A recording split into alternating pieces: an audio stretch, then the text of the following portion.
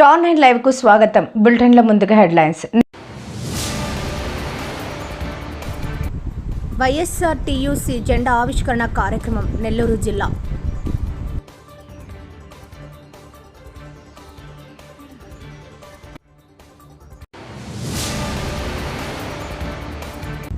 తిరుపతి జిల్లా నాయుడుపేట పట్టణంలో అంబేద్కర్ బొమ్మ వద్ద మేడే వేడుకలు.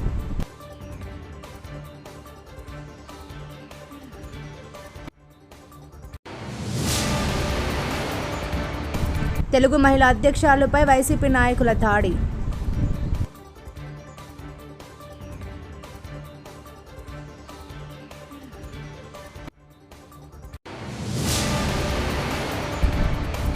పహల్గామ్ ఉగ్రదాడిలో మృతి చెందిన మధుసూదన్ కుటుంబ సభ్యులను రాజ్యసభ సభ్యులు బీదా మస్తాన్ రావు పరామర్శ.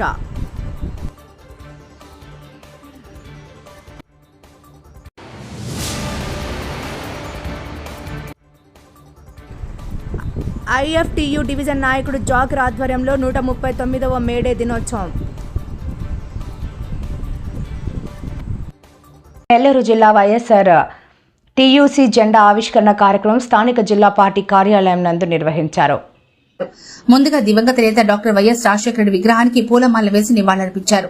అనంతరం మేడే సందర్భంగా వైఎస్ఆర్ టీయూసీ కేక్ కట్ చేసి అందరూ మేడే ఉత్సవాన్ని జరుపుకున్నారు. ఈ సందర్భంగా రూరల్ ఇన్ఛార్జి ఆనం విజయకుమార్ రెడ్డి మాట్లాడుతూ ప్రపంచ కార్మిక దినోత్సవం సందర్భంగా కార్మికులపై చికాగోలో జరిగిన మారణకాండను ఎదుర్కొన్న కార్మికుల కోసం ఏర్పడ్డ మేడే ప్రపంచ వ్యాప్తంగా జరుపుకుంటున్నామని, వెడ్డి చాకిరీ అదనపు సమయాల నుంచి కార్మికులను కాపాడేందుకు పోరాటం చేసిన మహానుభావులను ఈ రోజు తలుచుకోవడం మనందరి బాధ్యత అని అన్నారు. ఈ కార్యక్రమంలో ఆత్మకూరు మాజీ ఎమ్మెల్యే మేకపాటి విక్రమ్ రెడ్డి, బొమ్మిరెడ్డి రాఘవేంద్ర రెడ్డి, ఎమ్మెల్సీ మేడిగ మురళి, స్థానిక నాయకులు, కార్యకర్తలు పాల్గొన్నారు.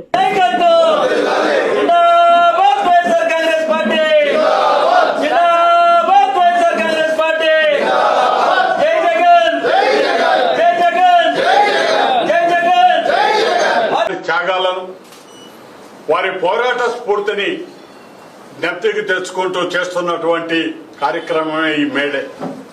మన భారతదేశంలో కూడా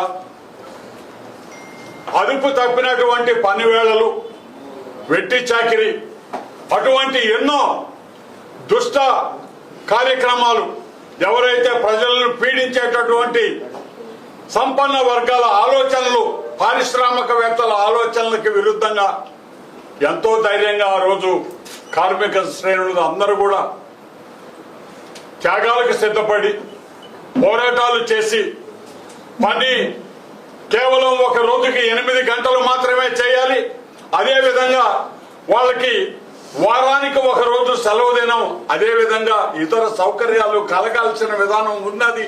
దాని అవసరం శ్రమజీవికి అత్యవసరమైనటువంటి విధానం అని చెప్పి ఆ రోజు కార్మిక లోకం చేసినటువంటి ఉద్యమాల ఫలితమే మనం ఈనాడు మన దేశంలో మేడేగా జరుపుకోవటం కానివ్వండి, అదేవిధంగా బెస్తవారికి కానివ్వండి, ప్రతి ఒక్కరికి కూడా ఆ శ్రామిక వర్గాలకి ఎంతో కొంత ప్రభుత్వం చేదోడు వాదోడుగా ఉండాలనేటటువంటి ఆలోచనతో వారికి ఆటో డ్రైవర్లతో పాటు ఒక్కొక్కరికి సంవత్సరానికి 10,000 రూపాయల వంతు ఆర్థిక సహాయం చేసినటువంటి ఆలోచన తీసుకొచ్చింది మా నాయకుడు పెద్దలు శ్రీ జగన్మోహన్ రెడ్డి గారిని సందర్భంగా మనవి చేస్తూ, వారి ఆశయాలకు మేమందరం కూడా కట్టుబడి ఈరోజు వారికి అండగా నిలుస్తామని చెప్పి మనవి చేస్తూ, మరి ఈనాటి ఈ కార్యక్రమాల్లో కార్మికుల అందరి ఐక్యతకి, కార్మికులకి ఎంతో మంచి జరగాలని, వాళ్ళ కుటుంబాలు సుభిక్షంగా ఉండాలని, వాళ్ళందరూ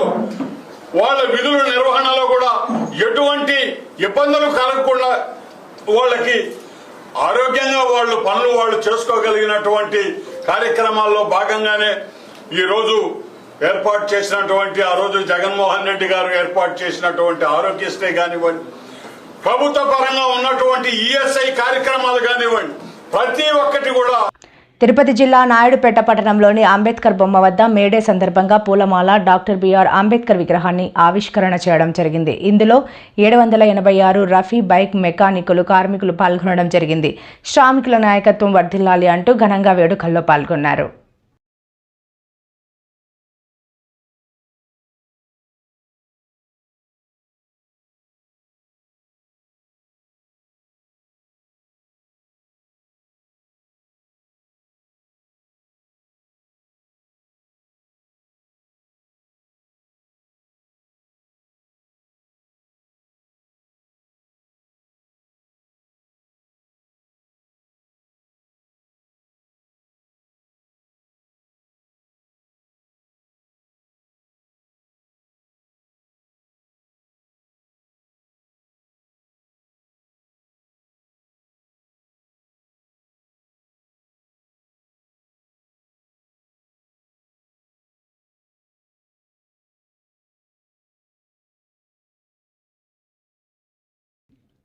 తెలుగు మహిళా అధ్యక్షురాలుపై వైసీపీ నాయకులు దాడి. జలదంకి మండల తెలుగు మహిళా అధ్యక్షురాలు బ్రాహ్మణ క్రాక్ గ్రామానికి చెందిన మేదరమెట్ల ప్రశాంతి కుమారిపై బ్రాహ్మణ కాక గ్రామానికి చెందిన వైసీపీ నాయకులు జీలుమూడి మల్లారెడ్డి, వాకా శ్రీనివాసులు రెడ్డి, సూదలగుంట కృష్ణారెడ్డి మూకుమ్మడిగా కర్రలతో దాడి చేయడం జరిగిందని బాధితురాలు వాపోయింది.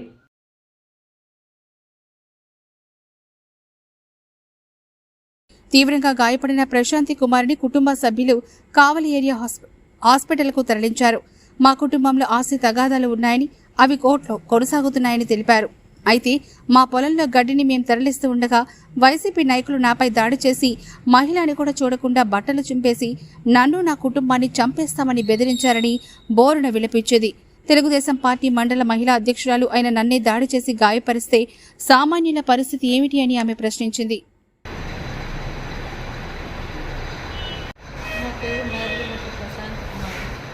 మాది బ్రాహ్మణప్రాత గ్రామం.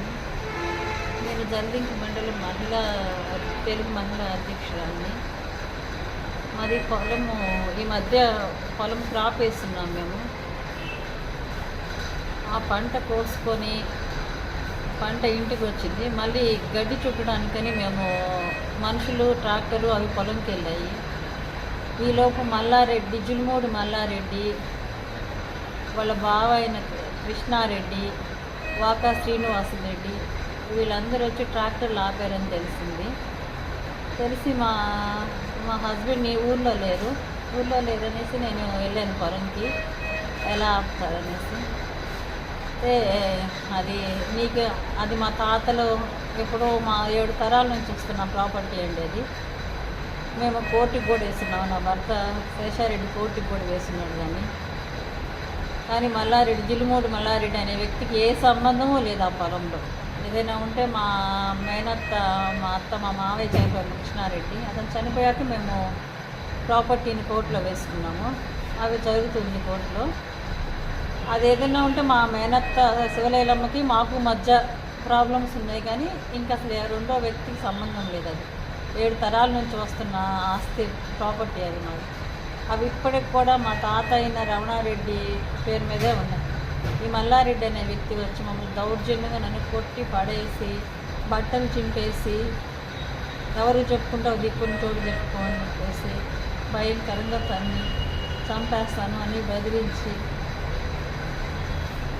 ఇట్లా అదే పొలంలో మేము క్రాప్ వేసినట్టు సాక్ష్యం ఉంది, ఎంజాయ్మెంటు పేపర్స్ ఉన్నాయి, మేము సిఎంఆర్కి అమ్ముకున్న అవి అన్నీ ఉన్నాయి మా దగ్గర. అవన్నీ సాక్ష్యాలతో సహా ఉన్నాయి. అయినా కానీ దౌర్జన్యంగా వచ్చి మా నాన్న దాడి చేసి బట్టలు చింపేసి దారుణంగా చేశారు. మాకు న్యాయం లాస్ట్ వైసీపీ ప్రభుత్వంలో ఉన్నప్పుడు మమ్మల్ని ఎప్పుడు ఇలాగే బాధలు పెట్టి నా భర్త మీద నా మీద లేని కొన్ని కేసులన్నీ పెట్టి మమ్మల్ని బాధ పెట్టారు. ఇప్పుడు మమ్మల్ని అదే జరుగుతుంది, అదే మళ్ళీ రిపీట్ అవుతుంది. మేము అదే బాధపడుతున్నాము. మెంటల్గా, ఫిజికల్గా మేము పడే బాధ భగవంతుడి సాక్షులు ఎవ్వరికీ వద్దండి. ఈ బాధ అంత నరకం అనుభవిస్తున్నాం మేమైతే. పహల్గామ్ ఉగ్రదాడిలో మృతి చెందిన మధుసూదన్ కుటుంబ సభ్యులను రాజ్యసభ సభ్యులు బీదా మస్తాన్రావు పరామర్శించి ధైర్యం చెప్పారు. అనంతరం బీదా మస్తాన్రావు మాట్లాడుతూ మధుసూదన్ కుటుంబానికి కేంద్ర, రాష్ట్ర ప్రభుత్వాలు అండగా ఉంటాయన్నారు. గతంలో ఎప్పుడూ లేని విధంగా ఉగ్రవాద చర్యలను ఆయన ఖండించారు. టూరిస్టులపై ఉగ్రవాద చర్యలు హేయమైన చర్య అన్నారు. ఎంపీలందరూ కలిసి ముఖ్యమంత్రి చంద్రబాబు నాయుడుతో చర్చించి కేంద్ర ప్రభుత్వం ద్వారా మధుసూదన్ కుటుంబాన్ని అన్ని విధాలా ఆదుకుంటామని తెలిపారు.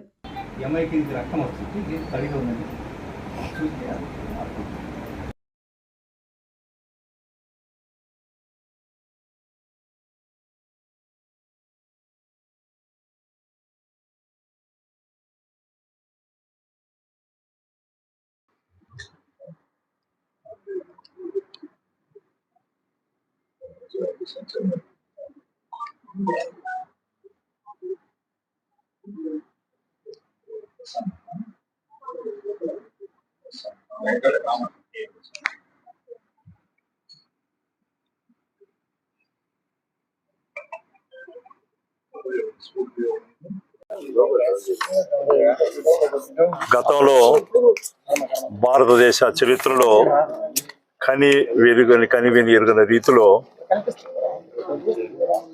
పర్యాటకుల మీద అతి కిరాతకంగా అరాచకంగా పొరుగు దేశంలో ఉన్నటువంటి ఉగ్రవాదులు వాళ్ళ మద్దతుతో అరాచకం సృష్టిస్తూ ఇంతకుముందు కూడా జరిగినాయి, కానీ అది మిలిటరీ వాళ్ళ మీద జరిగేటువంటి ఆకస్మిక దాడులు,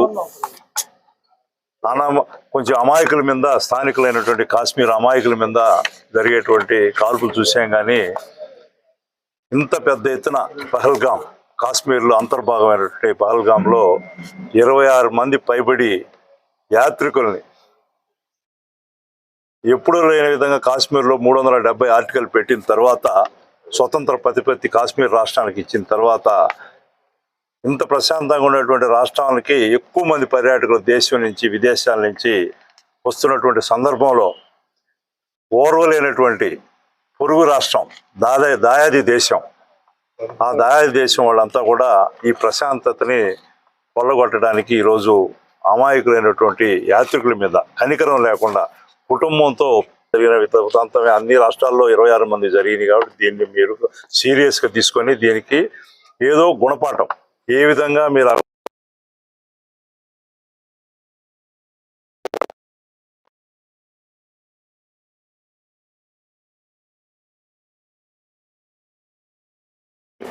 మన ఎయిర్ ఫోర్సు అందరూ కూడా, డిఫెన్స్ అడ్వైజరు, అదేవిధంగా డిఫెన్స్ మినిస్టరు, ప్రముఖులైనటువంటి దేశ ఆంతరంగికంగా సలహాలు ఇచ్చే ప్రధానమంత్రి అందరూ కూడా అందరూ కూడా సమావేశమై ఆ సందర్భంగా ప్రధానమంత్రి గారు కూడా ఒకే మాట చెప్పారు, మీరు ఏ చర్యనే తీసుకోండి, దానికి భారతదేశం అంతా మీ 140 కోట్ల జనాభా మీ ఎన్నంటూ ఉంటుందని చెప్పి దళాధిపతులు అందరూ కూడా ప్రధానమంత్రి గారు స్వయాన్నే చెప్పినట్టు విషయాన్ని కూడా ఈరోజు మన అందరం కూడా టీవీలో కానీ పేపర్లో కానీ చూసినటువంటి విషయం మీ అందరికీ కూడా తెలుసు.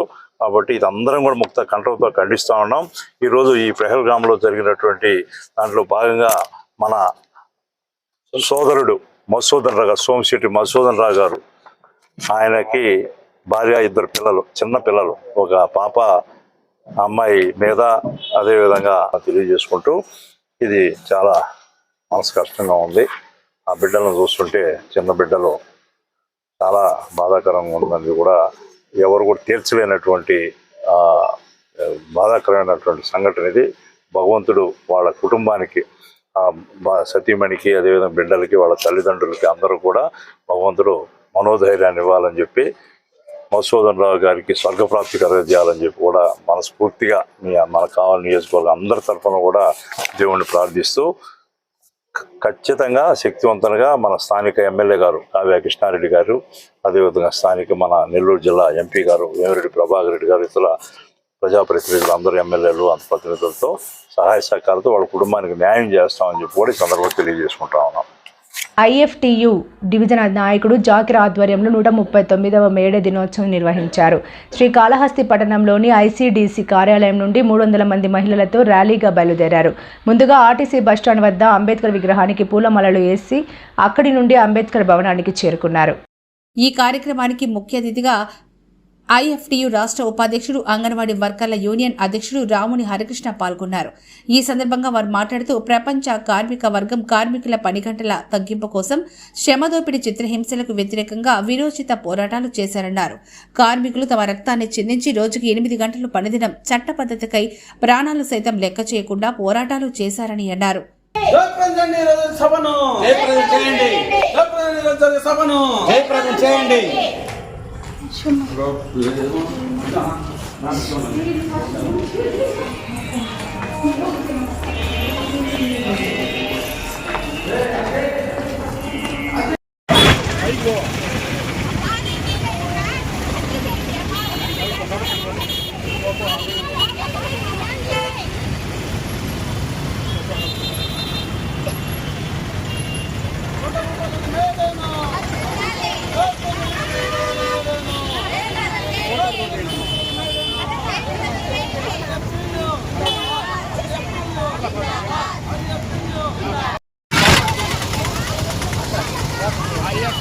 జిందాబాద్ ఐఎఫ్టియు జిందాబాద్ జిందాబాద్ కనీస వేతనం ఇవ్వాలి.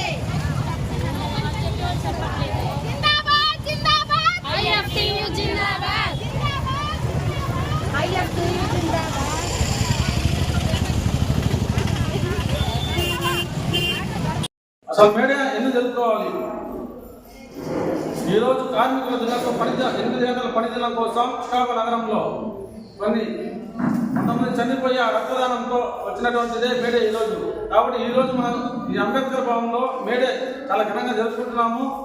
అదేవిధంగా మీకున్నటువంటి సమస్యల మీద కూడా మా దృష్టికి ఐఎఫ్టీ దృష్టి తీసుకురావాలంటే మేము కూడా దాని పరిష్కరించే దిశగా ముందుంటామనేసి కూడా తెలియజేస్తున్నాము. ఈరోజు 139వ మేడేని పురస్కరించుకొని శ్రీకాళహస్తి పట్టణంలో ఐఎఫ్టీయు శ్రేణులందరూ కూడా కదం తొక్కారు. ఈ సందర్భంగా కేంద్ర రాష్ట్ర ప్రభుత్వాలను మేము ఒక హెచ్చరిక చేయదలుచుకున్నాం. 139 సంవత్సరాల క్రితం జరిగిన చారిత్రాత్మకమైన చికాగో నగరంలోని హే మార్కెట్ అమెరికా నగరంలో జరిగినటువంటి పోరాటం 8 గంటల కోసం. అయితే మొట్టమొదట 8 గంటల పని విధానాన్ని అమలు చేసింది రష్యాలోని లెనిన్ నాయకత్వాన 8 గంటల పని విధానం అమలు చేస్తూ మొట్టమొదట ప్రపంచంలో కమ్యూనిస్ట్ పార్టీ దేశం మాత్రమే 8 గంటల పని విధానం అమలు చేసింది. ఆ తర్వాత అనేక దేశాల్లో 8 గంటల పని విధానం అమలు లేకొచ్చింది. కానీ మరలా ఈరోజు తిరిగి 8 గంటలు కాదు కదా 10, 12, 13 గంటలు పనిచేయించడానికి దుర్మార్గమైనటువంటి ప్రయత్నాలు జరుగుతున్నాయి. దీన్ని ఐఎఫ్టీతో సహా దేశవ్యాప్తంగా అన్ని కేంద్ర కార్మిక సంఘాలన్నీ కూడా దీన్ని వ్యతిరేకిస్తున్నాయి. అదేవిధంగా ముఖ్యంగా ఈరోజు అసంఘటిత రంగ కార్మికులు, స్కీమ్ వర్కర్లైనటువంటి అంగన్వాడీ, ఆశా, మధ్యాహ్న భోజన కార్మికులు చాలా ఇబ్బందులు పడుతున్నారు. వాళ్ళందరికీ భవిష్యత్తులో ప్రభుత్వ ఉద్యోగులుగా గుర్తించాలి, కనీస వేతనం 26,000 ఇవ్వాలని చెప్పిన నినాదంతో రేపు మే 20వ తేదీన దేశవ్యాప్తంగా అఖిల భారత సమ్మె కూడా జరగబోతుంది. కాబట్టి ఇప్పటికైనా కేంద్ర రాష్ట్ర ప్రభుత్వాలు, రేపు మన రాష్ట్రానికి వస్తున్నాడు నరేంద్ర మోడీ గారు, బహుశా ఇది ఒక విచిత్రమైనటువంటిది. ఒకసారి అదేమంటారు పునాదులు వేసిన దానికి మళ్ళా తిరిగి పునాదులు వేయడం, తిరిగి పునఃప్రారంభించడం అనేది ఒక విచిత్రమైనటువంటి విషయం. సరే, ఏదేమైనా రాష్ట్రానికి కావాల్సిన నిధులు తెప్పించుకోవడం, అదేవిధంగా ఈరోజు రాష్ట్ర వ్యాప్తంగా ఉన్నటువంటి అంగన్వాడీ, ఆశా, మధ్యాహ్న భోజనం వాళ్ళందరికీ కూడా సరైన సౌకర్యాలు కల్పించాలని ఈ మేడే సందర్భంగా స్ఫూర్తితో భవిష్యత్ పోరాటాలకు సిద్ధమవుతామని చెప్పి ఈ సందర్భంగా తెలియజేస్తున్నాం. వార్తలు ముగించే ముందు ముఖ్యాంశాలు మరోసారి. వైఎస్ఆర్టీయూసీ జెండా ఆవిష్కరణ కార్యక్రమం నెల్లూరు జిల్లా.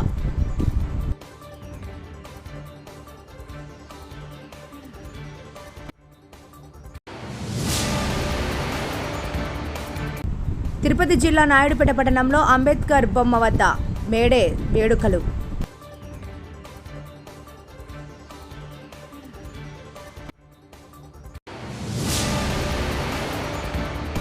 తెలుగు మహిళా అధ్యక్షురాలుపై వైసీపీ నాయకుల దాడి.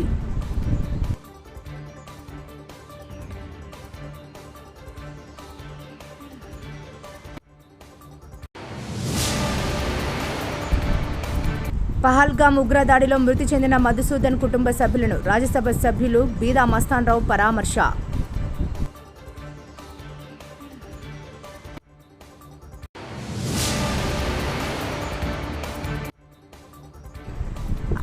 ఐఎఫ్టీయు డివిజన్ నాయకుడు జాకిర్ ఆధ్వర్యంలో 139వ మేడే దినోత్సవం.